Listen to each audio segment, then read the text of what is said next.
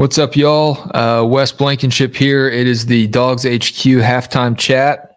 What's up, y'all? It's Wes Blankenship here. It is the Dogs HQ halftime chat. Going to invite some people in here to speak with me and listen in. If y'all have a question, any observations from the first half, definitely want to hear from you. We are looking at a Georgia 21-0 lead over South Carolina. Stetson Bennett has gotten a little ill today. That's all right. He has resurged. He has recovered, rebounded, and delivered a pretty impressive touchdown to Brock Bowers, and the Dogs are driving again right now. I'm going to get MC Sauls from, well, it says MC Sauls can't be invited, so that might not work out. Let's see. Going to invite myself. Okay. And we are ready to go here. Welcome in to the Dogs HQ halftime chat. It is obviously not quite halftime just now, but we're going to go ahead and get this started and look at some observations from this game. Georgia up 21-0. The spread 24.5 points. And the Dogs are doing it really however they want to. They're throwing it. They're running it. The implications early on were that Georgia may just try to run it all over South Carolina because that's what Arkansas did so well last week. But Georgia has delivered, and they've done it in a myriad of ways. Let's see. Gamecock Central, trying to get you in here. Our On3 site that covers the South Carolina Gamecocks. Looking at the stats right now, Stetson Bennett has been a lethal rushing attack for Georgia, but this has been the Brock Bowers game so far. Brock Bowers running the ball one time for 5 yards and a score, and Brock Bowers receiving 4 times, 43 yards and a score. Ladd McConkey, the Dogs' leading receiver right now, 4 receptions, 52 yards. Stetson Bennett, 2 carries, 25 yards, almost had a touchdown, but it was overturned as the mailman had his foot out of bounds. What I really want to talk about is Stetson Bennett's ability to puke on the field at Williams-Brice Stadium. Very hot environment. I don't know if he's not feeling well. I'm not feeling too good myself today. Maybe there's something going around. But Bennett looks good. I mean, he looks accurate.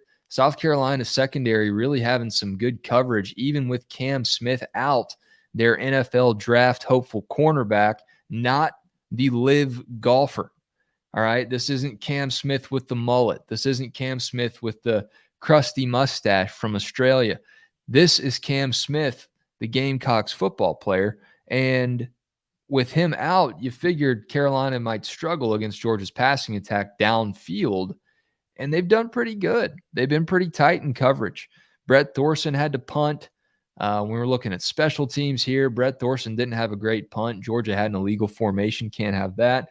But Georgia did just convert a field goal in the red zone. Maybe the offensive attack right up before halftime, not as crisp, just with the 2-minute drill in effect. Maybe something Georgia still needs to work on as the season goes along. But Georgia now up 24-0, sitting right at that spread of 24.5. I don't know if y'all got in on that. If you did, let me know in the comments over on our YouTube live stream or in the Twitter space here. You can talk to me. You can weigh in. We can hear your voice. We'll treat this as a call-in show if you've ever been familiar with something like that on the radio. It's the halftime chat here at Dogs HQ. Thank you for joining us. If you're watching this live or on a replay, certainly encourage you to hit subscribe. We're trying to grow this YouTube account, and we would love for you to help us get to 1,000 followers. I mean, we're trying to grow this audience. We're doing something a little different here at Dogs HQ. We've got some energy. Follow us, share this, retweet it. Let your friends know on Twitter that we got a Twitter space going on as the Dogs go to halftime with 30 seconds left, as I watch on a little bit of a delay on my TV, but that's all right. Let's see. Who do we have in here? We got Schmidt Dog. hand sanitizer addict. Schmidt Dog, you don't want to be a hand sanitizer addict. That might rub your fingerprints off your fingers. You got to be careful with that. We know you want to be healthy and clean, Schmidt Dog, but too much hand sanitizer can be a bad thing. We got Bo Robson. Isaiah 26:8. He lives to make Jesus famous. Bo just visited my grandparents yesterday. And speaking of the big J man, Jesus himself, my grandfather gave me a wonderful fan. If you're watching on the YouTube live stream, I'll show it to you now. My number one fan right here as he knocks on the door. Thanks for tuning in, Bo. Who just joined us here? Leighton Lewis got a checkered flag with 3 lions in his bio. I don't know if that means he races lions or maybe that's some sort of Talladega Nights reference. Not entirely sure. Welcome in, Leighton. Tyler Smiley has Vaughn Grissom and I believe that's Michael Harris in his Twitter header. Last name checks out. A Smiley guy. He likes Atlanta and he likes the Dogs. So a lot of reasons to smile if you're Tyler Smiley. Welcome into the halftime chat. Sam Watson, another Georgia Bulldogs fan tuning in here. The Bulldog Bravo likes faith, family, the Dogs, the Braves, the Falcons. I'm sorry about that. And Star Wars. May the force be with you as you continue your journey as a Falcons fan. Who else do we have in here? SEC Connection. The SEC Connection. That sounds exciting. Talking SEC football and some other college football all year round, keeping you connected with the latest SEC. Good stuff there. And you're going to have to apologize. I'm going to have to apologize for my sniffles here. I don't know what's going on. Little fall cold. Give me 1 minute. Pardon me.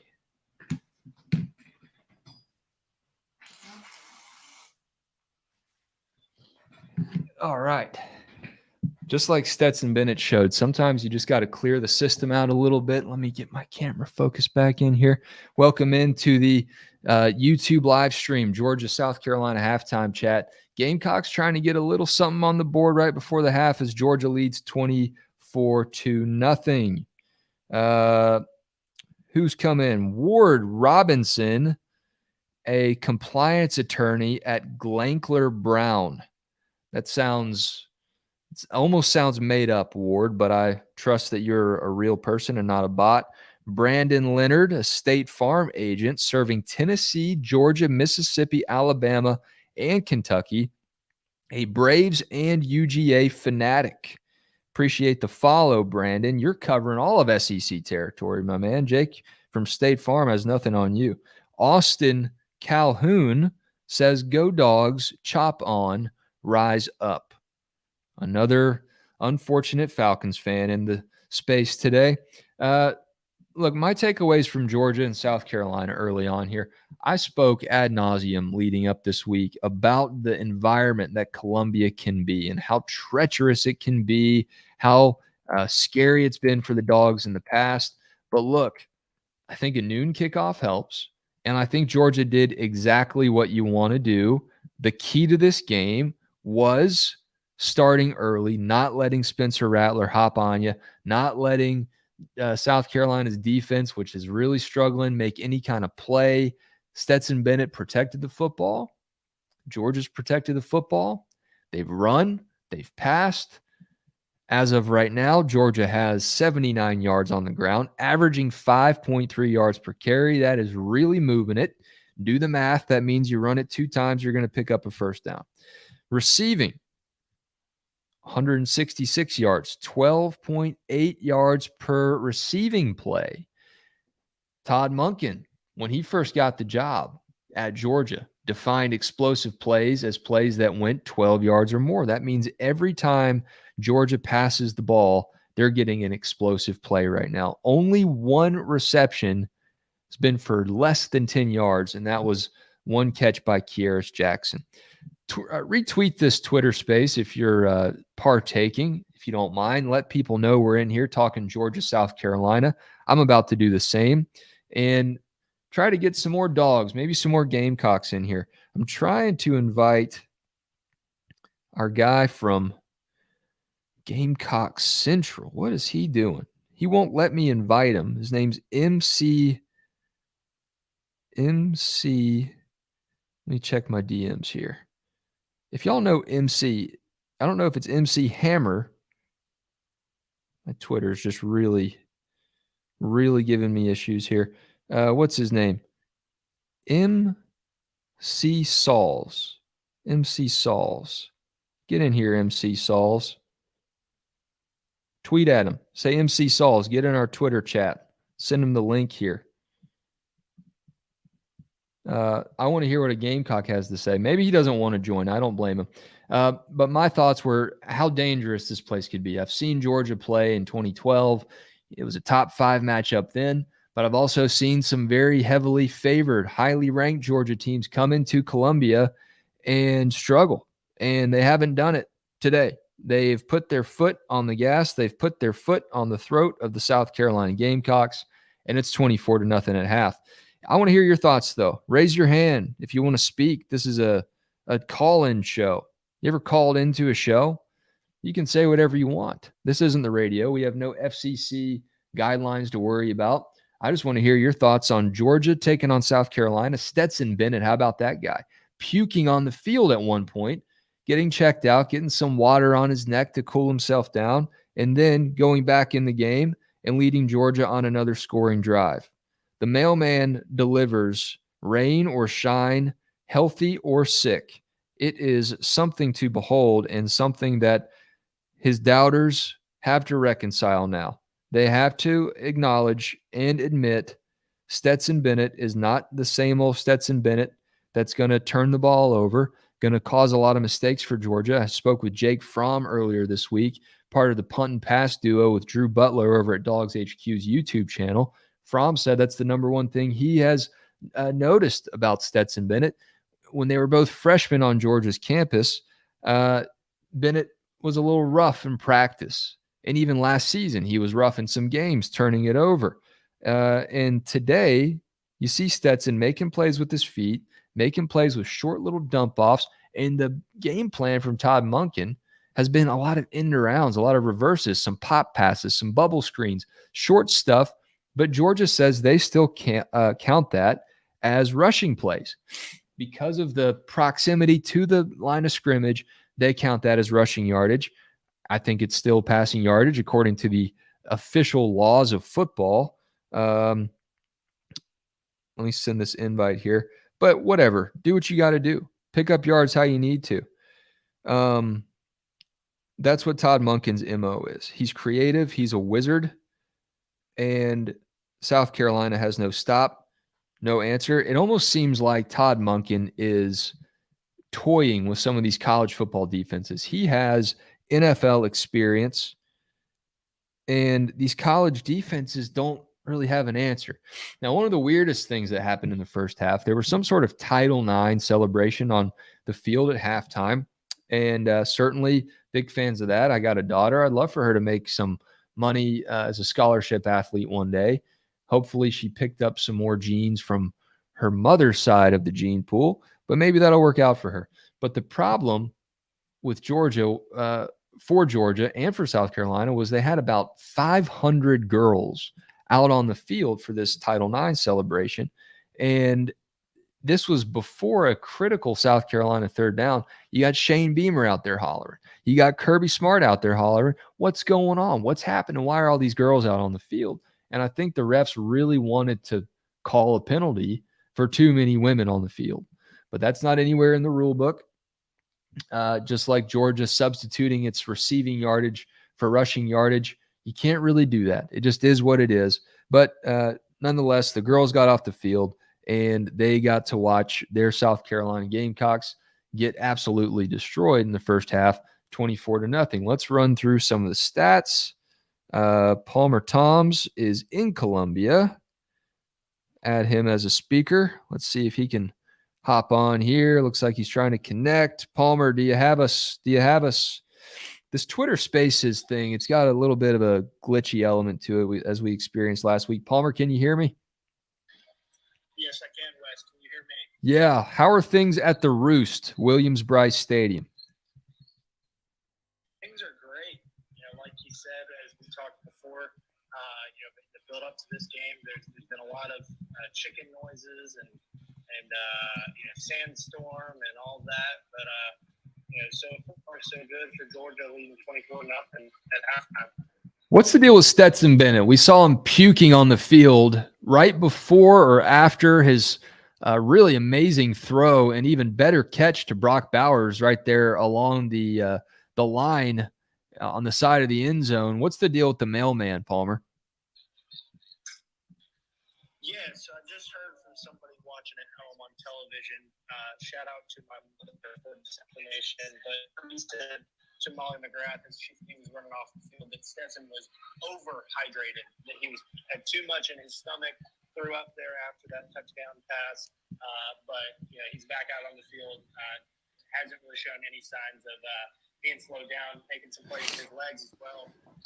Escaping pressure, being able to get his head around quickly there as he avoided a free rusher from South Carolina to find Brock Bowers on that acrobatic catch late in the first half. Yeah, a lot of people don't realize that, but you can overhydrate. When I spoke with Tom Brady at the Super Bowl that was in Atlanta at the Super Bowl media days, I wanted to replicate how much water Tom Brady drinks in a day, and he drinks about a gallon of water in a day. Well, I drank it in a span of about 2 hours, and I thought I was going to die the next morning. I felt hungover the next morning because your body doesn't need that much water. It can be dangerous. So maybe Stetson got really excited about his H2O consumption, and luckily he's okay right now. I was speaking before you hopped on, Palmer, just about Todd Monken's ingenuity, his creativity, his substituted rushing yards, as they like to say, for those short passes, some of those pop passes. They still consider them internally to be rushing yards. But the book coming in, Palmer, was that Georgia may try to run it down South Carolina's throats because Arkansas did it with so much success last week. But that doesn't really look like the only plan of attack for Todd Monken today. They're getting the ball into everybody's hands. Yeah, like you talked about, Georgia substituting some of those rushing yards for passing yards there with those pop passes and stuff.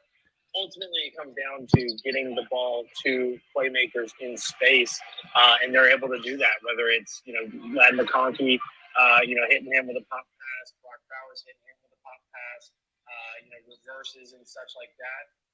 Sitting next to Jake Rowe here in the press box, he said it's, backyard football. They're drawing things up in the dirt, essentially, just because they have that good of talent. And Todd Monken is that creative of a play caller. Tell Jake I said hello. On our YouTube stream right now, P. Rich commented, hope they get Darnell in the end zone today. Obviously, I mentioned how good Brock Bowers was on that touchdown catch, Palmer. But the tight end blocking, I don't know if you've been able to see as much of it as I have. I'm watching from home on TV. I've got an advantage here on the replay. I'm sure they're not showing too many successful Georgia plays as replays at Williams-Brice Stadium right now. But the tight ends are really blocking phenomenally today, and that's opening up a lot of other aspects of this offense. And I think that really extends to the wide receivers too. I tweeted it after that first touchdown where the tight end Brock Bowers ran it in on a reverse there. But Marcus Rosen-Jack St., who has made a name for himself as a blocker, was blocking his arse off, as Bruce said on the board in the end zone. That was noticeable from up here without needing a replay. So, we saw the replay of the first touchdown of the season with Ladd McConkey. A.D. Mitchell and Brock Bowers were blocking their arses off. Marcus Rosen-Jack St. doing so here as Bowers gets into the end zone. And we've really seen that from all of Georgia's pass catchers. It's really a buy-in that we've seen across the board. And it wasn't just the receivers and the tight ends. Stetson Bennett also picked up a pretty good block, a little screen, a little pick on Brock Bowers' reverse touchdown, actually blocked effectively 2 South Carolina Gamecocks. So Georgia is cleaning up. They're playing physical. They're also playing smart. Tell me about the defense, Palmer. Malachi Starks, obviously, with the pick. They let up a little bit after that fake punt conversion, but so far it looks like a bend, don't break at worst for this young Dogs defense, even with Jalen Carter seemingly a little bit limited coming into this game. Yeah, and you can tell Kirby Smart is passionate out there. I think he got caught on the camera, with some choice words after a fourth down stop for Georgia. But I think that they are really physical, going after the football here. 4 tackles for loss in that first half, all from 4 different players: Smile London, Tresman Marshall, Tyrion Ingram-Dawkins back in his home state, as well as Christopher Smith.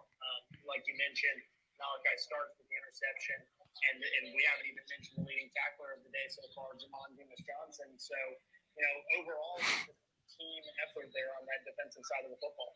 Palmer, I don't know how much more time you have. I want to get to some comments here. Carson, I see you've requested to speak. Carson Tapp, I'll get to you in a moment. S. Rhino on our YouTube once again asks if Stetson is sick. Palmer, we just spoke about that, but just to sum it up for S. Rhino, you're not seeing any lingering effects from Stetson getting sick on the field. He still looks to be delivering the ball with some accuracy and some zip, correct? Yeah, he's looked good. Coming back after that drive, there was a little bit of an ugly drive there. I think it ended in a 3-and-out for Georgia. But since then, come back out 9 plays, 60 yards for a field goal. Certainly haven't seen too many lingering effects of Stetson and his overhydration. We have a comment from Xavier Kelly. What do you think about the offensive line? I don't know how much you've studied them. I know you're kind of like Kirby Smart right now. You're going to have to watch the tape, but the running backs have had some lanes. I noticed a couple times Kendall Milton on one particular run may have had one that he goes back and watches film. He's going to regret not just putting his shoulder pad down and running into the defender instead of trying to shake him. But it looks like the holes have been there. Yeah, the holes have been there, and the protection has been there as well. I mean, we were looking at Stetson extending the play a little bit, but he had about 10 seconds to throw the ball. That doesn't happen if the offensive line doesn't get their job done initially, and it doesn't happen if Stetson doesn't make a play with his legs either. But holes have been there in the run game. Like you said, certainly some missed opportunities there. I thought that Kendall Milton probably could have cut one outside to right off of Broderick Jones. But like you said, overall, just a good showing so far from the offensive line. Really a little bit tough to see that in live action. As I let Roe in here, I want to respond to a YouTube comment from RYSH37. He says, "What's the deal?" Or she says, "What's the deal with Kirby being so upset with Beamer after the fake punt? I expect them to do whatever they can to score." I didn't notice that, guys. Did you notice Kirby getting upset at somebody? It probably wasn't Beamer, right? It was probably one of Georgia's players, if I had to guess. I would be very shocked if he was upset at Shane Beamer for that call, because it was a good call. Kirby would have done the same thing. It's what has to happen. South Carolina needed a jolt, and they thought they might have got it from that, but they didn't. They weren't able to do anything with it. Jake, Palmer and I have already covered and canvassed Georgia's offense, Georgia's defense, just how well Stetson's throwing the ball, even though he got sick, how well Georgia's defense is bending but not breaking at worst against the South Carolina offense and Spencer Rattler. But just through one half, what's your big picture takeaway about what Georgia's succeeding at the most today? I think it's from a game plan standpoint. I mean, they know this defense is kind of short-handed. There's several guys out, so you want to make them think, you want to make them run, and they've done that. And then listen, I gotta give kudos to South Carolina here, because they played better defense as the first half has gone on. They've kind of figured some things out, but the way Georgia made them communicate early on was really masterful on Todd Monken's part. Stetson executed at a high level there early. That big run was a very important play in that first half, in my opinion. He's found a way again, even with some guys out, to hit. I mean, shoot, he's hit, what is it? 7. I got to pull it up right here. First half. Yeah, 7. 7. And both Brock Bowers and Lab McConkey each have 4 catches each. Those are definitely his number one weapons. Yeah, I mean, every play by Todd Monken's definition of an explosive play of being 12 yards or more, every play through the air has gone for at least 12 yards or more on average. There was one reception by Keiris Jackson that was only 8 yards, but all the other ones have been explosives. I mean, this one is just a clinic from Todd Monken right now. Yeah, and looking over on the defensive side of the ball, I was surprised. I was very surprised to look and see the run numbers, because I thought South Carolina had some success. I thought that they had I was expecting to see more than 3.1 a carry. Marshawn Lloyd's done some good things. He had along the 13 yards, but still 7 carries for 21 yards. Georgia's done a really good job in that area. They've really given Spencer Rattler some fits. I mean, 10 of 18 for 93 yards. Yeah, that's not going to get you too many places. That's right around 5 yards in the 10th, maybe a tad more. They've done a really good job getting some pressure on him and moving him off the spot, making him do some throwaways. And then obviously, you got Malachi Starks there. The most impressive part of that play probably wasn't even the interception itself. He made a great adjustment to the ball. But South Carolina tried to leak a wheel route on him, and he was just all over it from the jump and kind of forced Spencer Rattler to try and fit it in where there was no place to fit it in. I didn't get a chance to speak with you about Stetson. Palmer gave me his perception of what was going on with the mailman. Obviously, he got sick on the field. The mailman adds to his legend. It grows with that vomit on Williams-Brice Stadium's turf.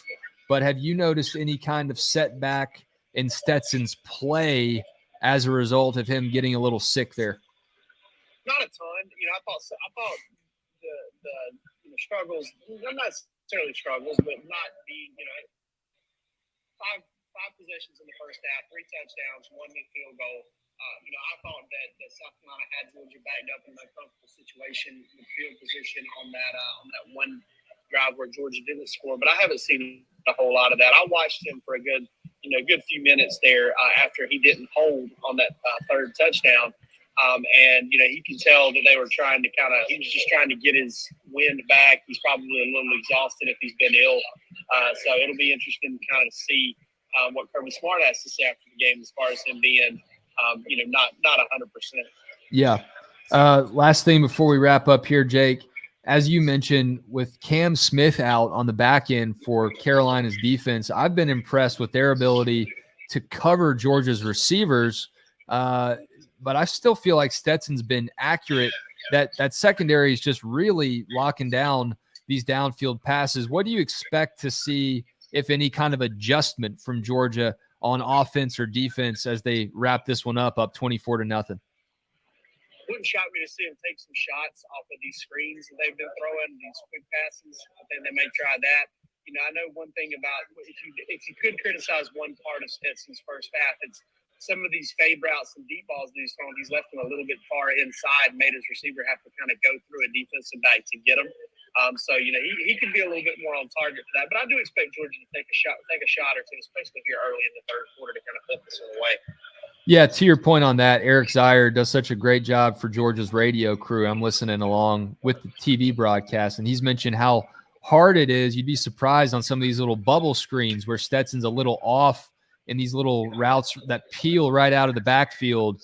It's hard for a guy to always be accurate on those, and I think fans maybe don't acknowledge or don't appreciate how difficult that is, but certainly something that Stetson's struggled with the last 2 games. So I want to keep an eye on that one as well. If there's a rushing defender in any one of those where he just kind of hangs it up, that could be trouble for Georgia at some point this season. But hard to be too critical of what the Dogs have done so far, up 24-0. With that, I'm going to wrap it up. I appreciate y'all tuning in on YouTube, getting your comments in. S. Rhino, Xavier Kelly, Reich 37, P. Rich. Great job from y'all and everyone that spoke on the Twitter space as well. We'll catch up with you after the game on Dogs HQ's YouTube channel for our post-game chat.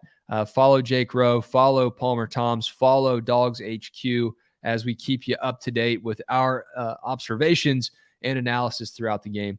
Catch y'all soon. Thanks again.